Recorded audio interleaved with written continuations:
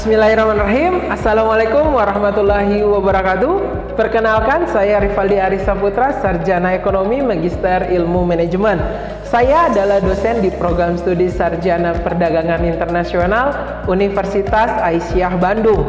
Sebagai dosen yang aktif menjalankan Tridharma Perguruan Tinggi bidang pengajaran, penelitian, dan pengabdian kepada masyarakat, saya memiliki Sinta skor selama 3 tahun terakhir sebesar 373 dengan H-index Scopus sebesar 1 dan H-index Google Scholar sebesar 6. Pada kesempatan ini, saya akan memperkenalkan mata kuliah yang saya ampu, yaitu Manajemen Pemasaran Lanjutan. Mata kuliah ini memiliki beban SKS sebesar 3 SKS yang terdiri dari 2 SKS teori dan 1 SKS praktikum. Mata kuliah ini dirancang agar mahasiswa memahami berbagai konsep manajemen pemasaran tingkat lanjut, sehingga nantinya mampu menyusun perencanaan pemasaran yang aktual dan faktual. Capaian pembelajaran yang ingin dicapai dalam mata kuliah ini mencangkup CPL 6, yaitu mampu membangun kapasitas manajerial dan kepemimpinan, dan CPL 8, yakni mampu mengimplementasikan aktivitas kewirausahaan.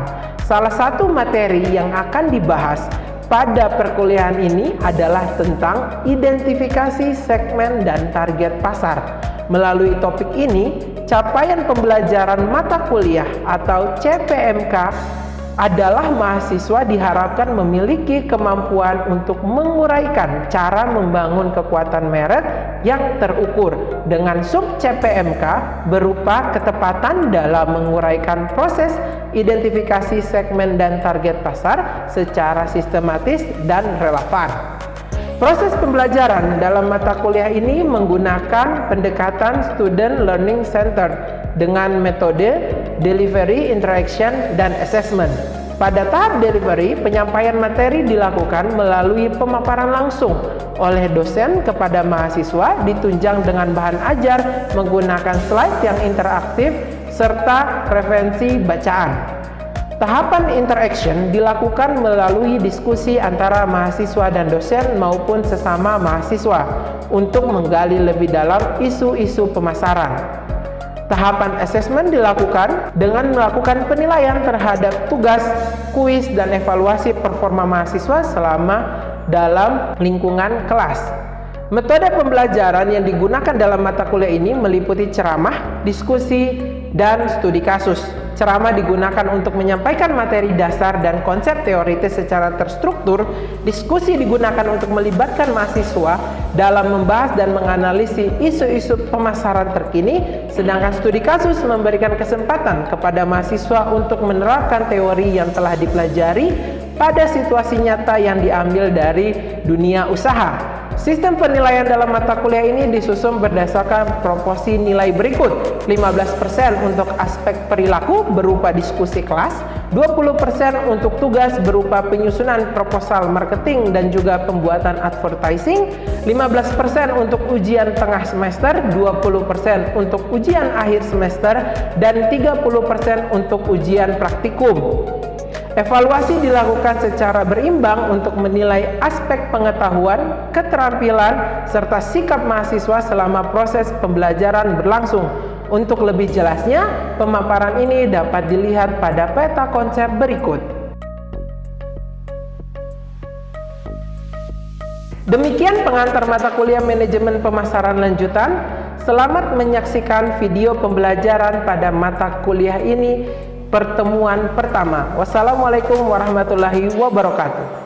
Bismillahirrahmanirrahim. Assalamualaikum warahmatullahi wabarakatuh. Selamat pagi semuanya. Sehat hari ini? Wah. Memang harus ada takbirnya ya kita di sini ya.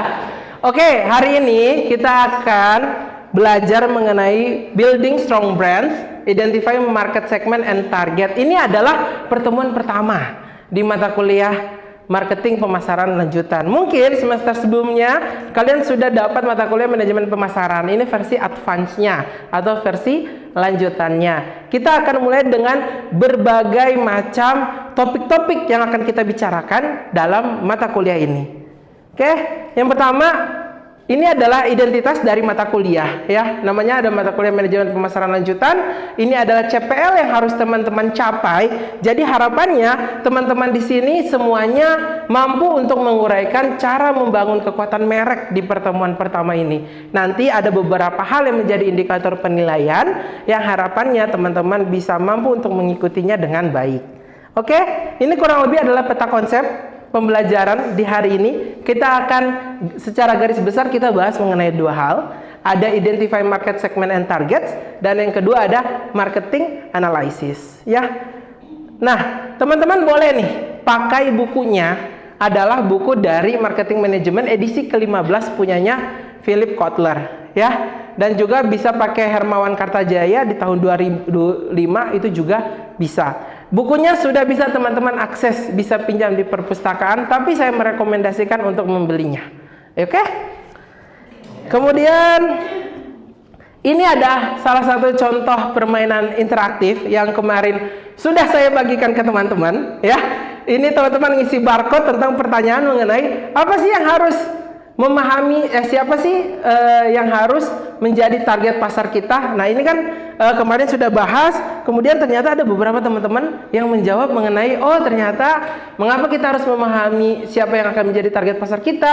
Pertama, agar produknya tepat sasaran ya, kemudian agar tidak dilupakan, biar untung besar dan lain sebagainya. Ini adalah pembelajaran atau pengetahuan awal ya yang saya berikan kepada teman-teman untuk melihat sejauh mana sebenarnya teman-teman merasa bahwa menentukan target pasar itu adalah hal yang penting. Kalau kita lihat dari segi quotes ya, ada quotes di dalam buku Kotler mengatakan bahwa companies itu cannot connect with all customers in large, broad, or diverse market. Jadi company itu nggak bisa gitu ya, dia nggak bisa menghubungkan seluruhnya gitu dalam pasar yang luas, dalam skema yang begitu luas. Makanya butuh yang namanya identify the market segment they can serve effectively. Intinya adalah ketika teman-teman mau memasarkan suatu produk, teman-teman nggak perlu mikirin yang terlalu luas-luas. Sasarannya mau konsumen seluruh Indonesia. Nah kalau misalnya nanti pengirimannya ke Papua, pengirimannya ke Aceh, kalian dari Bandung, kalian pusing sendiri ya. Jadi pilih segmen target yang bisa kalian layani secara efektif. Gak usah jauh-jauh, gak usah terlalu besar, yang bisa menghasilkan keuntungan ya. Kalau misalnya kita masuk di bab pertama mengenai segmenting variabel. Jadi kalau kita berbicara soal segmentasi pasar, itu terbagi atas 4 hal. Yang pertama itu ada namanya geografi. Kita membagi pasar berdasarkan geografi. Contoh geografi itu apa sih? Contoh itu geografi berdasarkan apa? Wilayah. Jadi apakah teman-teman mau menjual cireng, berarti wilayahnya di mana teman-teman jual? Di Kota Bandung. Kenapa pilih Kota Bandung? Karena nah, teman-teman kan adanya di Kota Bandung. Kalau teman-teman jualan cireng yang digoreng, ya bukan versi frozennya, dan kemudian teman-teman jual di Kabupaten Bandung kan lumayan jauh ya gitu ya. Jadi teman-teman benar-benar memfokuskan area berdasarkan area, itu geografi namanya ya. Dia bisa kota, dia bisa provinsi, dia bisa negara ya, berbagai macam apapun aspek geografis. Yang kedua ada aspek yang namanya demografis. Demografi itu apa aja? Yaitu seperti paling mudahnya adalah data kependudukan, usia, jenis kelamin, apalagi pendapatan ya. Itu semua adalah aspek-aspek demografi yang kalau misalnya saya jual kerudung, berarti sasaran gendernya adalah perempuan, nggak mungkin pria ya. Walaupun ada yang pakai, tapi nggak jadi pembahasan kita ya.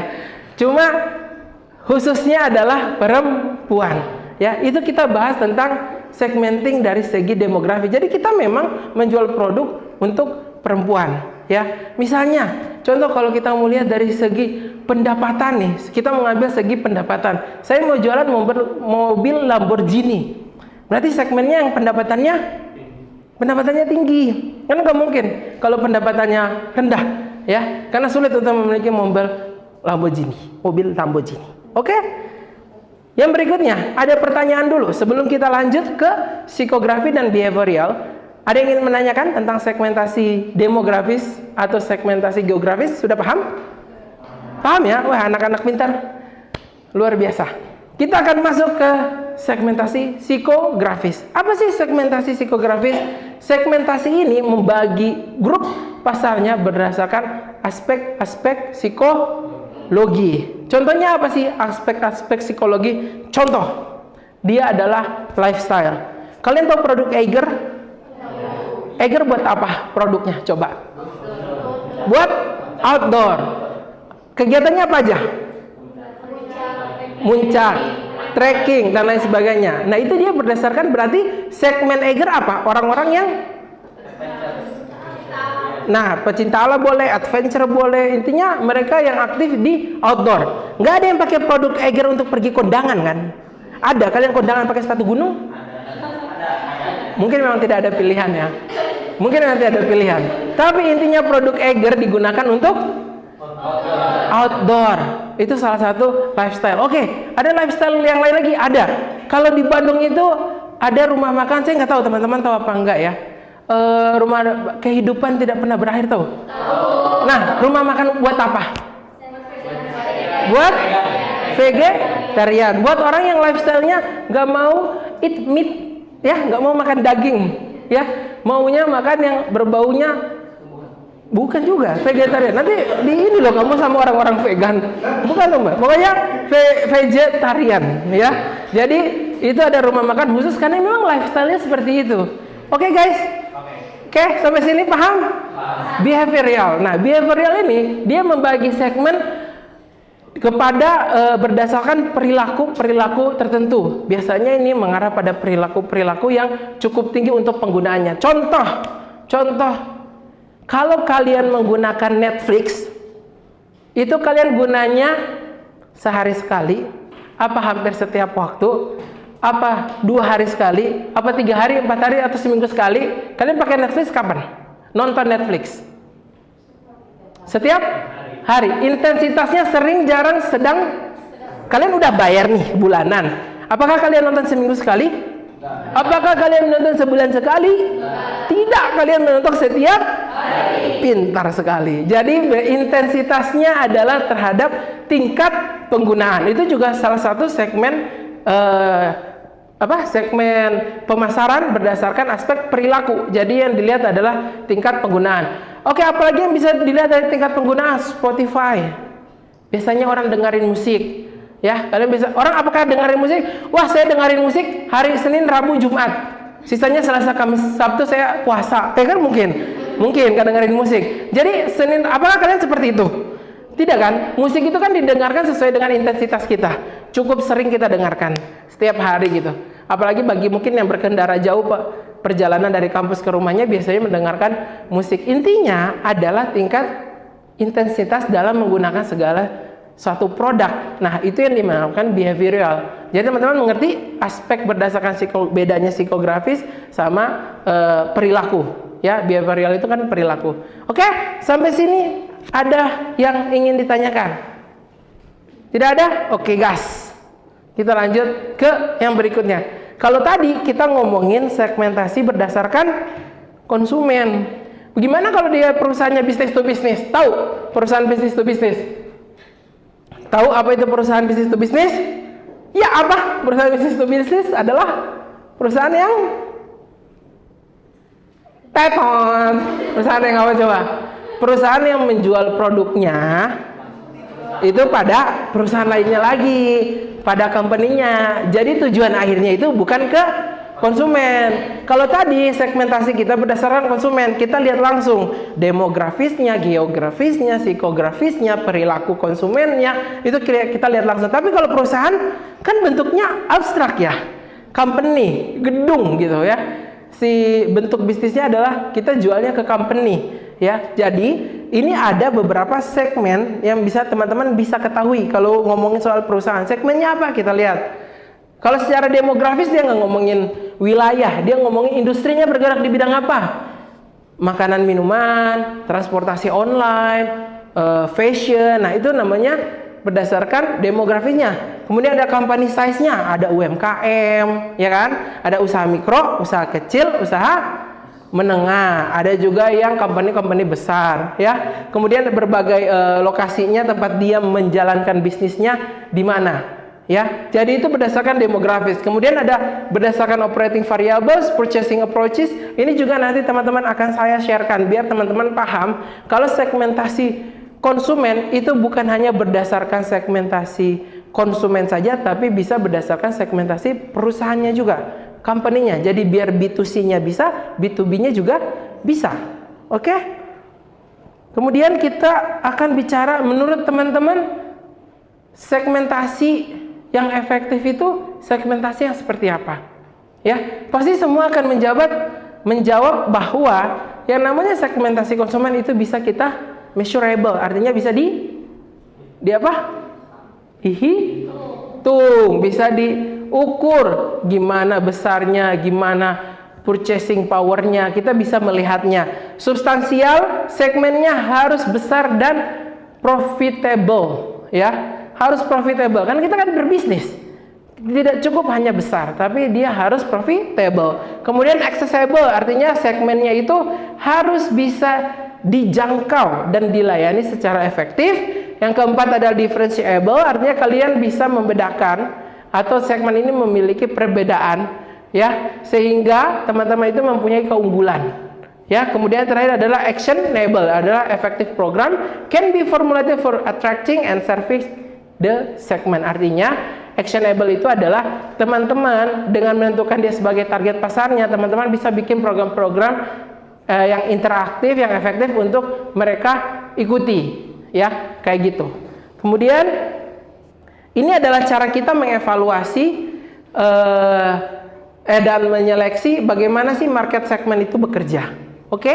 Yang pertama adalah full market coverage. Biasa kalau kita lihat yang ke kanan, semakin kanan artinya pasarnya semakin luas, berarti produknya semakin general, semakin umum, ya.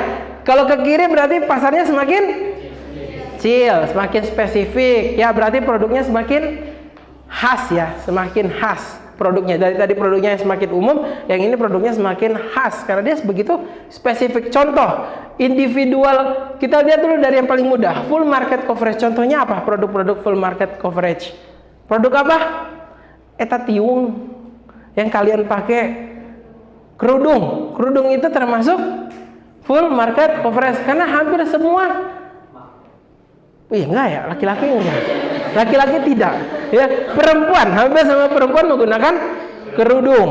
Orang jualan kerudung apakah, Bapak Ibu ini kerudung tidak boleh untuk yang usia 60? Kan enggak, ya. Kerudungnya biasa dipakai untuk semua wanita, ya. Jadi itu ada salah satu full market coverage. Kemudian ada yang multiple, ya, beberapa aja. Dia enggak semualah bisa diladeni, tapi beberapa aja. Contohnya apa? Pesawat, tiket pesawat. Tidak semua orang menjadi target konsumsi pesawat, walaupun pesawatnya termasuk maskapai yang memberikan harga paling murah, gitu ya. Tapi enggak semua, hanya multiple orang yang bisa menggunakan atau membeli tiket pesawat karena segmennya, ya kan? Jadi kan enggak semua masyarakat bisa, gitu loh. Karena ya ada harganya, ada kepentingannya berbeda dan lain sebagainya. Kemudian yang berikutnya ada single segment. Biasanya single segment ini terjadi kalau dia itu hanya segmennya hanya itu aja. Coba contoh, coba kalian pikirkan, ada nggak yang single segment? Coba pikir. Ada loh. Kalau kalian udah besar, kalian menikah, jadi punya, bukan bumilnya dong. Single segmennya apa coba? Oh, bumil boleh. Bumil boleh. Produk-produk untuk bumil boleh. Itu segmen untuk ibu hamil. Dito nggak bisa kalau nggak hamil. Kecuali mau untuk mengandung, ya. Boleh. Tapi produk bayi juga termasuk yang single segmen, ya. Karena mostly produk bayi itu, ya, segmennya produk bayi itu berdasarkan apa paling utama? Misalnya dia produknya paling, kalau nggak membedakan berdasarkan gender, pasti usia. Popok untuk usia berapa? Nggak ada kan popok khusus wanita, popoknya ada roknya sedikit gitu kan, enggak kan, enggak ya kan. Sama anak saya laki-laki, nggak pernah juga saya beli dan melihat popok yang ada rumbai-rumbainya dikit gitu loh biar jadi kayak cewek, enggak ya. Jadi itu bisa dibilang single segment. Nah, individual segment ini yang paling sedikit harganya, mungkin mahal. Apa coba? Individual segment. Mobil, kenapa mobil? Mobil bisa multiple segmen. Mobil Ferrari individual segment. Mobil Ferrari kenapa? Pesawat bisa. Pesawat bisa ya. Individual segment ini lebih pada produknya itu mengarah pada individu tertentu. Misalnya contoh ya, bukan dong. Kenapa tiba-tiba udah makin mahal ya? Tadi pesawat, apartemen, gitu. Tiba-tiba kalian sebutin semua barang mewah. Enggak semua barang mewah itu individual segment. Contoh, kalau kalian kemoterapi itu bayar nggak orang kemo? Bayar nggak orang kemoterapi? Bayar kan? Bisnis nggak di situ? Siapa individualnya? Sakit cukup? Penderita kanker. Itu sih individual banget. Segmen. Kanker itu banyak banget macam jenis ya, dan kemo satu-satunya yang bisa mengurangi. Kalau kanker nggak bisa disembuhin ya sejauh ini ya, belum ada obatnya. Tapi correct me if I'm wrong. Tapi kalau bahasa Inggrisnya apa? Cemiu ya. Oke. Jadi itu bisa. Jadi kalian bisa pahami, semakin kanan semakin kiri semua bisa kalian pilih, tergantunglah kalian ya. Hanya kalian dan Tuhan yang tahu mana yang terbaik. Oke? Jadi jangan lupa istikharah kalau bimbang, ragu, ya Allah saya mau pilih segmen yang mana, laki-laki perempuan, ya udah yang gabungin dua-duanya aja. Tulang lunak ya, enggak lah. Enggak boleh. Gender cuma ada dua ya, laki-laki dan perempuan. Oke, berikutnya kita akan market analysis, tapi ini akan kita bahas di pertemuan kedua. Yahnya mana? Ya gitu. Ya, nah. Dia kayak wow, kalian ya udah kita bahas sekarang ya. Enggak lah, bercanda. Ini kita bahas di pertemuan berikutnya ya. Jadi sebelum ini saya tutup ya, ini ada case study untuk teman-teman. Nanti dibagi jadi 4 kelompok. Nanti untuk kelompok, lah kok kebuka semua. Tutup lagi ya. Enggak lihat apa-apa ya tadi ya. Kosong ya. Kosong. Oke, jadi nanti teman-teman harus mengidentifikasi segmen ya, demografis, geografis, psikografis, dan behavioral atau perilaku terhadap produk apa? Kelompok 1 kita garis aja, ini kelompok 1, ini kelompok 2, ini 3, 4. Oke, selesai pembagiannya. Ini kelompok 1 yang ini harus membahas segmen tentang, tahu ini apa? Nggak kelihatan, saya akan jelaskan. Sarung gajah sit down. Oke, gajah duduk. Sit down elephant ya. Oke, sarung gajah duduk. Oke. Silakan identifikasi untuk segmennya, termasuk kalian identifikasi aja, analisis ya. Kelompok kedua adalah Pokari. Baca benar. Pokari. Nah, Pokari sweat. Siapa yang bilang sweet manis? Bukan, ini sweat apa coba? Ini keringat ya. Ini Pokari keringat ya. Keringat. Ya, jadi silakan identifikasi. Bukan keringat yang diminum, bukan. Ya, oke. Identifikasi ini segmennya. Kelompok 3, identifikasi produk parfum. Ini parfumnya yang viral di TikTok, HMN, human. Sekali lagi apa? Oke, lebih tinggi? Oke, bagus. Ya, kita bukan jadi produk human. Identifikasi segmennya. Kemudian yang terakhir untuk para penderita diabetes. Ya biar bervariasi dong segmennya. Ini untuk penderita diabetes ya. Adalah produk Tropicana Slim. Familiar ini ada di rumah ya? Nah, berarti adalah anggota keluarga kalian yang gula nih, ini bahaya nih. Ini harus diperiksa ya, ini diabetes. Nanti akan ketemu kalian ini segmennya berbeda-beda. Minimal yang ini dipakainya sama yang agama apa? Wih, parah rasis. Belum tentu, siapa tahu yang lain pakai. Enggak lah. Tapi itu kan segmen. Jadi kan udah mulai kelihatan ya. Di sini segmennya pasti beda-beda. Ini pasti orang yang nggak mungkin dong orang introvert di dalam ruangan minum Pocari Sweat biar mengganti keringatnya. Keringat juga enggak gitu kan? Ya gimana mau minum gitu, mau ganti keringat ya? Jadi udah lihat ya. Tropicana Slim bisa diminum yang baik-baik aja? Bisa. Cuma emang dibuatnya untuk nggak sakit, nggak sakit. Yang menderita gula berlebih disebut diabetes. Nah, parfum human juga beda segmennya, ya. Oke, paham sampai sini? Oke, kalau sudah paham, ada yang ingin ditanyakan dulu? Sebelum kita lihat Luna Maya yang nikah sama siapa? Bukanlah, masa lihat itu. Ini ada tugas untuk teman-teman menonton video ini di rumah. Nanti pertemuan minggu depan akan kita bahas mengenai apa judulnya?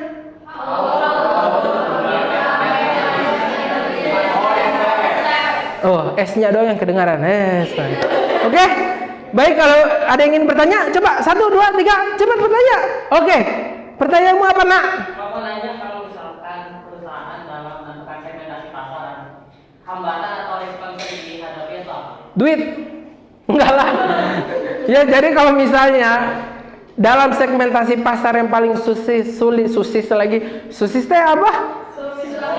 Ini takut istri. Hambatan yang paling sering didapat adalah ketika kita mau menganalisis pasar. Karena memang tadi benar, analisis pasar itu membutuhkan budgeting. Bahasa bagusnya budgeting. Karena kan menganalisis pasar itu kita harus turun lapangan, harus budgeting, harus melihat bagaimana produk ini bisa diterima di masyarakat atau tidak. Ya, jadi yang paling susah dari menentukan segmenting adalah ketika kita melakukan market survei. Kita produk kita ini cocok untuk siapa? Kan nggak mungkin tiba-tiba kita membentuk produk. Tiba-tiba saya mau bikin baju perempuan, ya tapi kan kita harus survei apanya? Fashionnya seperti apa? Kemudian yang paling banyak disukai apa? Yang lagi tren apa? Nah itu biasanya membutuhkan modal yang cukup besar. Oke? Sampai sini paham? Sip. Ada yang ingin bertanya? Boleh. Apa? Oh tidak ada. Oh tidak ada. Baik. Kalau tidak ada, kalau sudah tidak ada, kita tutup perkuliahan ini dengan bacaan hamdalah. Alhamdulillahirabbil alamin. Sekali lagi sebelum selesai saya akan memberikan kesimpulan bahwa segmen pasar paling utama itu dibagi atas 4 hal. Ada demografi, geografi, psikografi, dan behavioral. Ya, ini yang teman-teman harus pahami. Insya Allah kita bertemu minggu depan. Oke, sampai jumpa. Wabillahi taufiq wal hidayah. Assalamualaikum warahmatullahi wabarakatuh. Waalaikumsalam.